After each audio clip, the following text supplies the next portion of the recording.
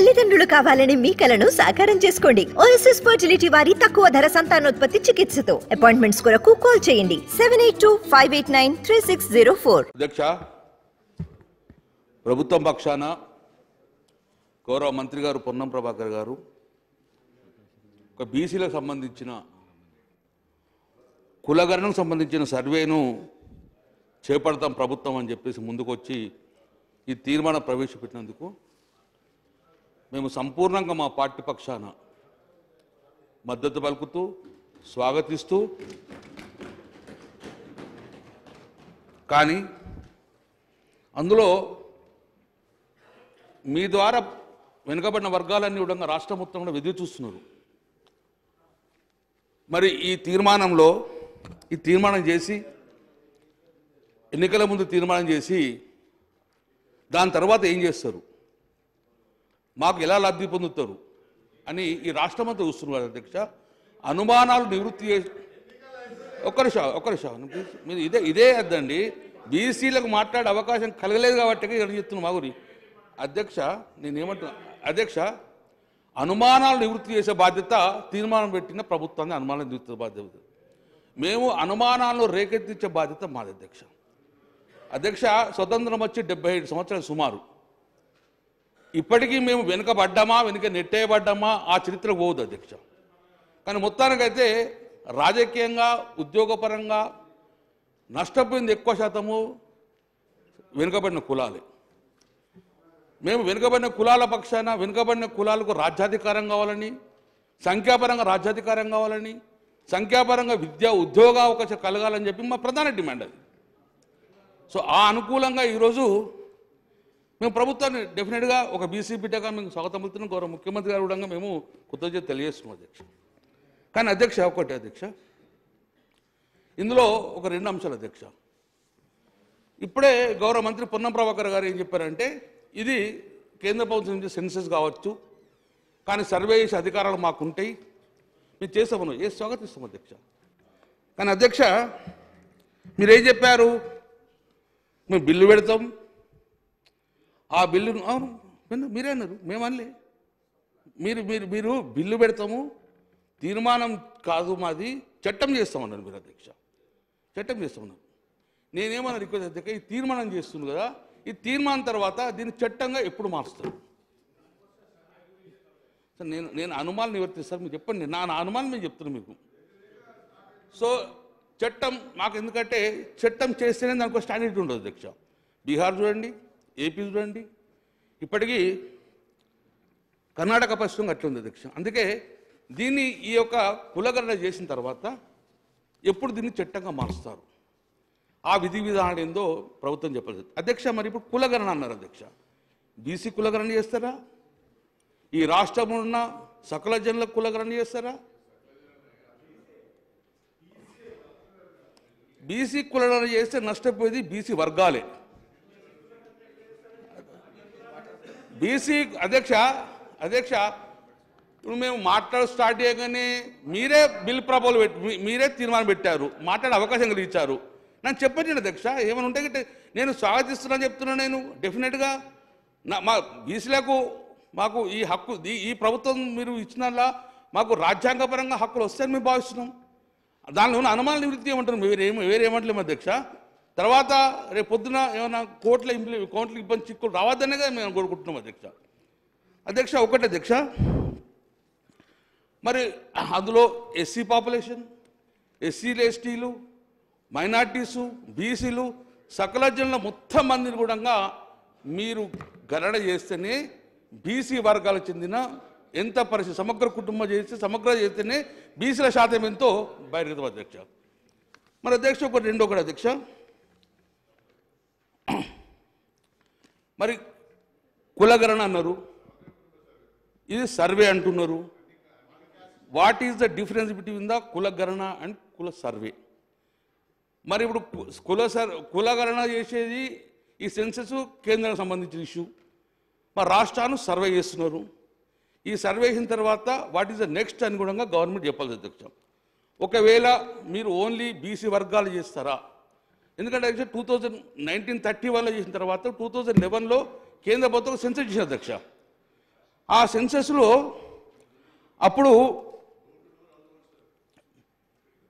OC SC ST అన్ని ఇవ్వడం వల్ల ఆ రోజు ఫస్ట్ టైం 2011లో central government socio economic caste census చేసిన అధ్యక్ష 2011లో. అప్పుడు దాన్ని ఎవరు చేశారు? మినిస్ట్రీ ఆఫ్ రూరల్ డెవలప్మెంట్ చేశారు అధ్యక్ష. ఎందుకంటే ఒక బీసీ వర్గం కాకుండా అన్ని చేద్దాం అధ్యక్ష. మరి ఈరోజు తెలంగాణ రాష్ట్రంలో బీసీ కమిషన్ ద్వారా చేస్తారా, లేకుంటే గవర్నమెంట్ చేస్తుందా, లేకుంటే సెపరేట్ ఒక కమిషన్ చేసి ఈ యొక్క బీసీ గణన చేస్తారో మీరు చెప్పాల్సి అధ్యక్ష. గణన చేస్తారు అధ్యక్ష. ఎందుకంటే ఇప్పుడు బీహార్లో చేసింది, జీఏడీ చేసింది అధ్యక్ష, బీసీ కమిషన్ చేయలేదు. సో నా ప్రధాన డిమాండ్ ఏంటి అధ్యక్ష అంటే, ఒక బీసీ వర్గాలు కాకుండా ఈ రాష్ట్రంలో ఉన్న ప్రతి కుటుంబంలో ప్రతి ఇండ్లను సర్వే చేసి వారి వారి క్యాస్ట్ను మీరు సర్వే చేయాల్సిందిగా నేను ప్రధాన డిమాండ్ ఇస్తుంది. తద్వారానే ఈ బీసీలలో శాతభేదత ఉంటుంది అనేది బహిర్గతం అధ్యక్ష. ఇది ప్రధాన డిమాండ్ అధ్యక్ష. ఓన్లీ బీసీలను చేస్తే నష్టపోయేది మళ్ళీ బీసీలే. కాబట్టి దయచేసి అధ్యక్ష, లేదు అన్ని వర్గాలను చేస్తారంటే మాత్రము ఇది బీసీ కమిషన్ ద్వారా చేస్తారా, లేకుంటే గవర్నమెంట్ పరంగా చేస్తారా, లేకుంటే సెపరేట్ కమిషన్ ద్వారా వేసేసి ఈ యొక్క బీసీ గణాంకాలను చేయాల్సిందిగా అధ్యక్ష. రెండో అధ్యక్ష,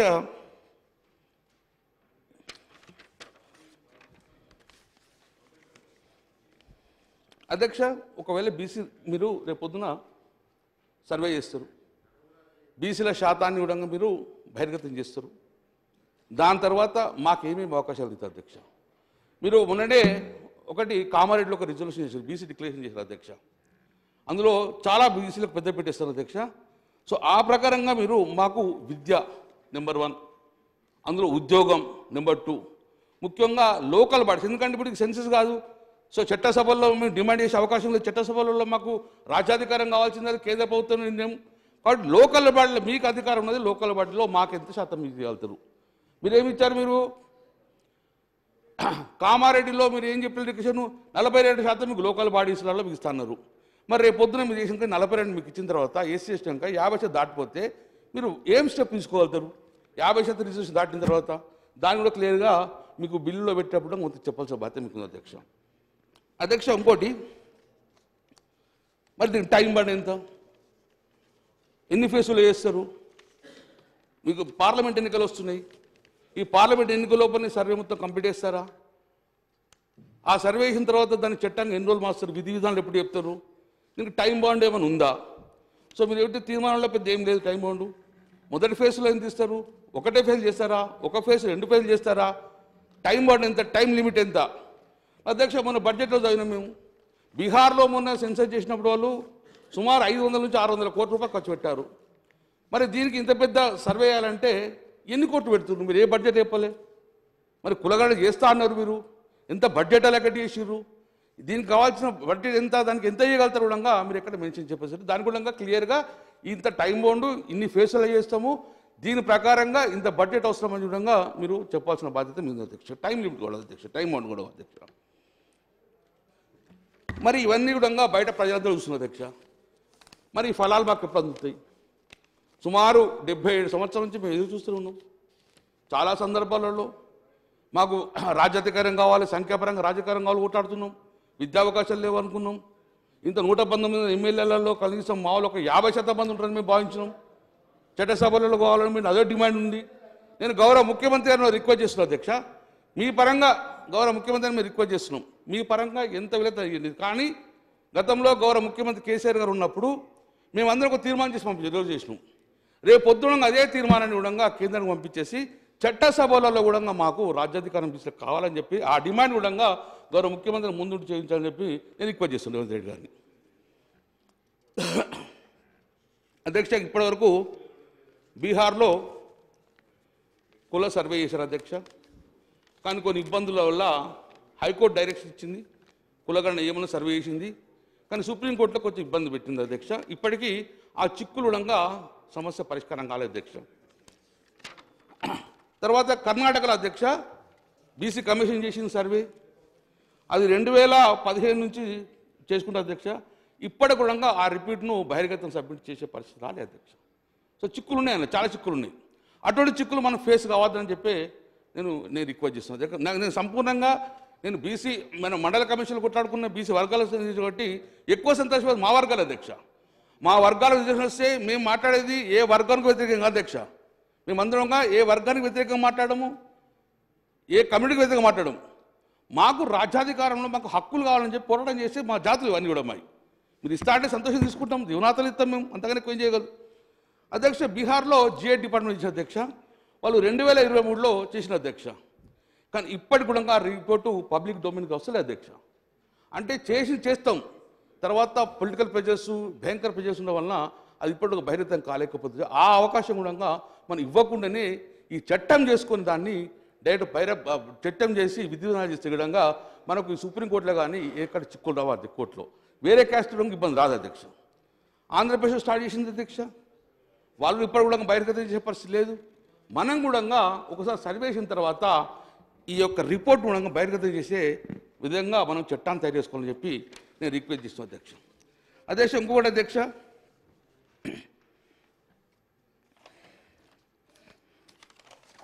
నేను గౌరవ ముఖ్యమంత్రి గారు రేవంత్ రెడ్డి గారు ఇక్కడ ఉన్నారు అధ్యక్ష. మీరు 42% ఇస్తా అంటున్నారు మాకు స్థానిక సంస్థల రిజర్వేషన్, చాలా సంతోషం, మేము నిజంగా అదృష్టవంతులం అధ్యక్ష. మీరు కామారెడ్డి బీసీ డిక్లరేషన్ చేశారు అధ్యక్ష, అందులో మీరు మాకు ఒకటి హామీ ఇచ్చారు అధ్యక్ష, గంపగుత్తగా బీసీ వర్గాలని కూడా మీకు ఓటేసిన కారణంలో బీసీ డిక్లేర్ చూసింది మీరు కామారెడ్డి దాంట్లో అధ్యక్ష. ఏం చెప్పారు మీరు, ప్రతి నెల ప్రతి సంవత్సరం మీకు 20,000 కోట్లు పెడతాం, 5 సంవత్సరాల్లో 1,00,000 కోట్ల బడ్జెట్ పెడతాం అధ్యక్ష. మొన్న మీరు బడ్జెట్ పెట్టారు 8,000 కోట్లు పెట్టారు అధ్యక్ష.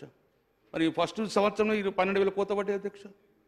మీరు 8,000 కోత పెట్టారు, అది కళ్యాణలక్ష్మి లేకుండానే 8,000 రూపాయలు ఇంక్లూడింగ్ కళ్యాణలక్ష్మి పెట్టడం వలన మీరు ప్రతి సంవత్సరం 20,000 ఇస్తా అని 1,00,000 కోట్ల బడ్జెట్ పెడతా అని బీసీలోకి చెప్పి కామారెడ్డి డిక్లరేషన్ ఇచ్చిన తర్వాత మొదటి సంవత్సరం 8,000 పెట్టడం వలన 12,000 కోత పడ్డాయి అధ్యక్ష.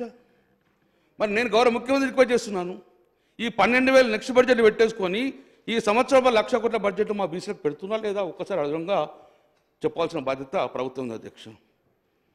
రెండో అధ్యక్ష, మీరు 42% పెంచుతా అన్నారు. వచ్చే స్థానిక సంస్థలు జడ్పీటీసీ ఎన్నికలు ఉన్నాయి అధ్యక్ష, సర్పంచ్ ఎన్నికల అధ్యక్ష, అందులో మాకు 42% వాటా మాకు ఇవ్వాల్సిందిగా దాని లోపలే ఈ యొక్క సమగ్ర కుటుంబ సర్వే చేసి మాకు ఆ స్థానిక సంస్థల లోపల వెనుకబడిన వర్గాలకు 42% ఇవ్వాలని చెప్పి నేను ప్రధానంగా డిమాండ్ చేస్తున్నాను అధ్యక్ష, మా పార్టీ పరంగా. ఎందుకంటే మీరు ఇచ్చిన హామీ ఏది కామారెడ్డిలో ఉన్న డిక్లరేషన్ గౌరవనీయులు మన సిద్ధరామయ్య గారు రావడం జరిగింది అధ్యక్ష, మేము కూడా విన్నాను, అది చాలా సంతోషపడ్డాం, మా వర్గాన్ని సంతోషపడ్డాం. రెండోది అధ్యక్ష, ఎస్సీ ఎస్టీ లాగానే మేము సబ్ ప్లాన్ తెస్తాం, మేము మీకు క్లియర్గా సబ్ ప్లాన్ ఇస్తాం, దాని పేరు Mahatma Jyotiba Phule BC sub plan కూడా అన్నారు అధ్యక్ష, చాలా సంతోషం అధ్యక్ష. దానికి చట్టబద్ధత కల్పించేసి 1,00,000 రూపాయల బడ్జెట్ పెడతాను అధ్యక్ష. We all are waiting for the 1 lakh budget అధ్యక్ష. 1,00,000 కోట్లు సార్, 1,00,000 కోట్లు సార్ అధ్యక్ష. మా గౌరవ ముఖ్యమంత్రి రేవంత్ రెడ్డి గారు ఉన్నారు అధ్యక్ష. ఎంబీసీని అని గుర్తించింది గౌరవ ముఖ్యమంత్రి కేసీఆర్ గారు ప్రభుత్వం ఉన్నప్పుడు. అసలు ఎంబీసీలు బీసీలు వేరు, ఎంబీసీలు వేరు, వాళ్ళను అసలు పట్టించుకున్న పరిస్థితి లేదు అధ్యక్ష. కాబట్టి ఎంబీసీలను అందరినీ విధంగా బాహ్య ప్రపంచాన్ని పనిచేసి వాళ్ళ గురుకులాల్లో రిజర్వేషన్ ఉంది అధ్యక్ష. మొన్న ఒక అడుగు ముందేసి ఈ యొక్క కాంగ్రెస్ ప్రభుత్వం ఒక అడుగు ముందేసి ఎంబీసీకి మంత్రిత్వ శాఖ ఇస్తా అంటుంది అధ్యక్ష.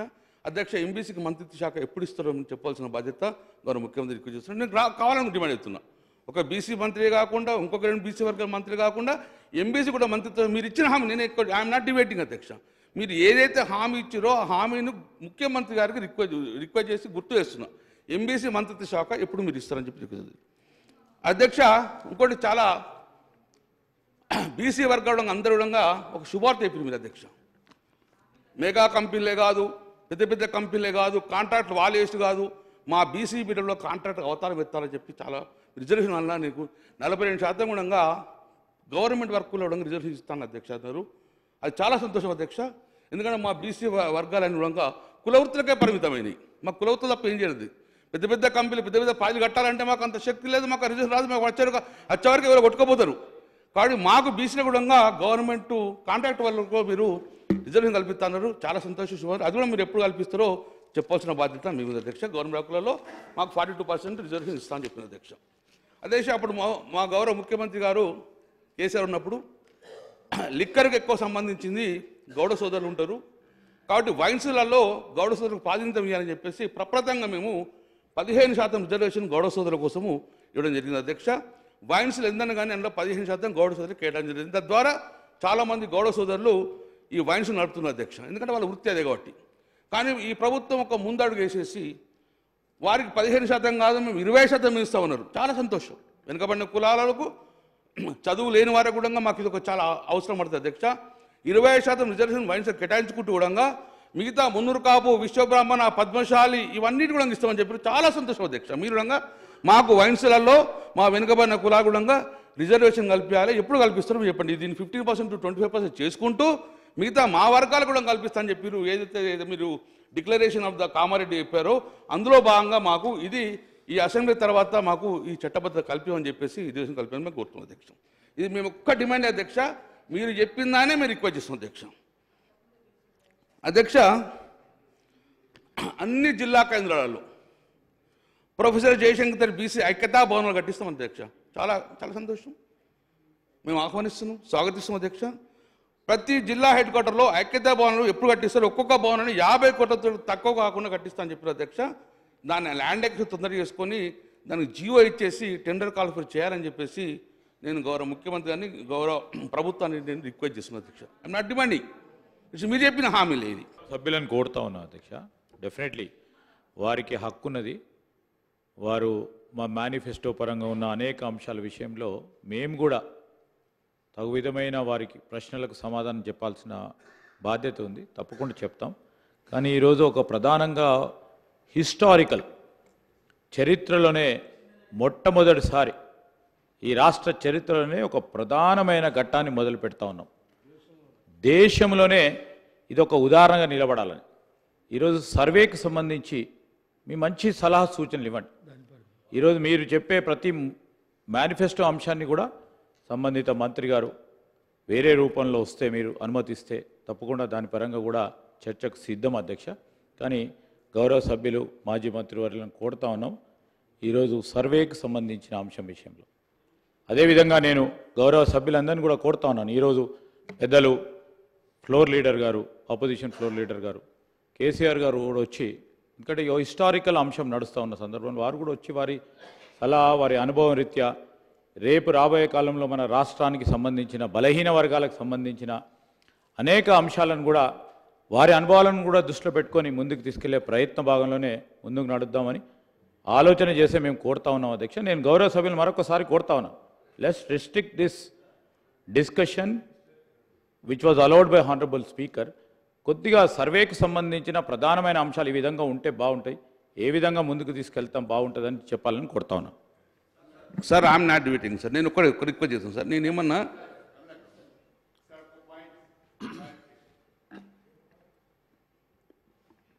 అధ్యక్ష, నేను గౌరవ ముఖ్యమంత్రి గారిని, అదేవిధంగా లెజిస్లేటివ్ అఫేర్స్ మినిస్టర్ గారిని, మా సోదరుడు ప్రభాకర్ గారిని కూడా ఒక విషయంలో clarity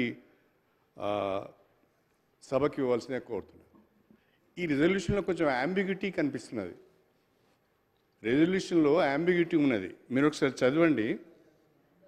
that this house resolves to take up A comprehensive door to door house hold survey అని దీంట్లో ఇచ్చారు. అంటే ఇట్స్ నథింగ్ బట్ సమగ్ర కుటుంబ సర్వే.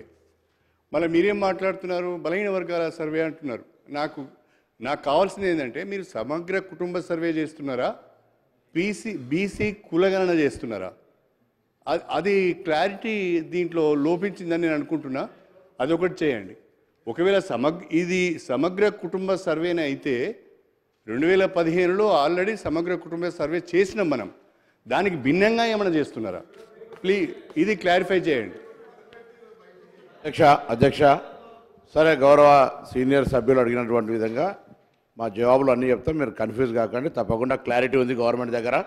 మేము మీ లెక్క కుటుంబ సర్వే, సకల సర్వే బొంబాయికి రమ్మని, బస్తుల రమ్మని, ఎక్కడికైనా బొడ్రాయి దగ్గర అన్నట్టు అన్నికి చెప్పినట్టుగా మళ్ళీ మేము వినండి సార్. మీరు చెప్పినప్పుడు విన్నా కదా, మళ్ళీ మీరు ఇంత సీనియర్ సభ్యులుగా మీరు అట్లా మీకుండే కన్ఫ్యూజన్స్ అన్నీ తీసే బాధ్యత మాది. గౌరవ సభ్యులు కూడా, మాజీ మంత్రి గారు పాపం 10 ఏళ్ళుగా మంత్రిగా ఉండి, ఎమ్మెల్యేగా ఉండి బలహీన వర్గాల గొంతు వినిపించలేకపోయింది కాబట్టి అప్పుడు చెప్పలేకపోయినా ఇప్పుడు చెప్తుండొచ్చు. ఏం చెప్పినా పర్లే, ఎవరేం చెప్పినా వింటాం, జవాబు చెప్తాం. మా ప్రభుత్వం రాసుకుంటున్నా, అన్ని రాసుకుంటున్నా సార్, మీరు బరాబర్ రాసుకుంటున్నా, ప్రతి జవాబు చెప్తా, సందేహం ఫర్వా జవాబు చెప్తా. మా ప్రభుత్వం రెడీగా ఉంది, చిత్తశుద్ధితో ఉన్నది. మీరేమైనా సలహాలు చెప్పారు పాత మేనిఫెస్టోలకు సంబంధించిన చెప్తే దానికి సపరేట్ చర్చ చేయండి, దానికి సంబంధించి ఒక సమయం అడగండి, షార్ట్ డిస్కషన్ నోటికి అని అది చేయండి. ఇలా సర్వేకి సంబంధించి మీరు ఏం సజెషన్ చేస్తున్నారో, ఇక మీరు 10 ఏళ్ళ ప్రభుత్వం నియంత్రిత ప్రభుత్వంలో మీరు ఏం చెప్పలేకపోయారు కాబట్టి ఏం ఇప్పుడే అన్ని చెప్పుకుంటాం నడవదు. అదే వినండి సార్. శ్రీహరి గారు సార్ నేను క్లారిటీ మాత్రమే అడిగాను సార్. అది ఆ క్లారిటీ చెప్పకుండా మిగతా విషయాలన్నీ మాట్లాడితే రాజకీయంగా అవకాశం ఇస్తే రాజకీయంగా మేము కూడా మాట్లాడతాం సార్. ఇది పద్ధతి కాదు ఇది. ఎందుకంటే నేను ఈ మాట ఎందుకంటే చీఫ్ మినిస్టర్గా హానరబుల్ చీఫ్ మినిస్టర్ గారు ఉన్నారు, ఎన్లైటన్ చేస్తారనే ఉద్దేశంతో అడిగాను తప్ప మిమ్మల్ని విమర్శించాలని ఆలోచన అది కాదు. అది ఎన్లైటన్ చేయకుండా మీరు రాజకీయ ఉపన్యాసం చెప్తే ఎట్లాంటి ఇది? అరే ఏ జవాబు ఏంది? చిన్న ఇష్యూ ఇది. ఒక ప్లీజ్ అధ్యక్ష సూచనలకు ప్రాధాన్యత. అధ్యక్ష నేను గౌరవ మంత్రి శ్రీబాబు గారు మాట్లాడు, నేనేమంటే అధ్యక్ష నేను మేనిఫెస్టో చదువుతున్నా అధ్యక్ష. ఈ కులాల గణనంలో ఈ సర్వే వలన మా రిపోర్ట్ మాకు సంబంధించిన మా కేటాయింపులు జరిగితే ఇవి కూడా అందులో వస్తాయి. కాబట్టి మీరు ఈ బడ్జెట్ మీరు ఇప్పుడు రాబోయే బడ్జెట్లో ఇవన్నీ పెట్టవలసిన బాధ్యత ఉంటుంది అని మీరు డిమాండ్ చేస్తున్నాం అధ్యక్ష. మేమేమో మీ సర్వే ప్రకారంగా మాకు 40% మీరు ఇస్తున్నారు, ఇచ్చిన బడ్జెట్ ప్రయోజనం ఎంచుకోవాలిగా. మీరు రేపు రాబోయే ఇప్పుడు ఓటాన్ అకౌంట్ బడ్జెట్ పెట్టారు, మీరు ఫుడ్ బడ్జెట్లో ఇవన్నీ డబ్బులు పెట్టాల్సిన బాధ్యత ఉంటుంది కదా. నేను అదే ఫైనాన్స్ మినిస్టర్తో అదే మాట్లాడుతున్నాను అధ్యక్ష. అధ్యక్ష మీరు అడిగిన దాంట్లో ఇప్పుడు గౌరవ మంత్రి గారు ప్రవేశపెట్టారు, మా బాధ్యతలతో ఒప్పుకో ఉండాలి అధ్యక్ష. మీరే కన్నారు కదా, పునః ప్రకారం మీరే అన్నారు కదా బడ్జెట్లో సెషన్లో కులగణనపై బిల్లు పెడతా అన్నారు. తీర్మానం అనలే మీరు, ఎప్పుడు బిల్లు అన్నారు, చట్టం చేస్తా అన్నారు, మీరు క్లారిటీ ఇవ్వలే కదా.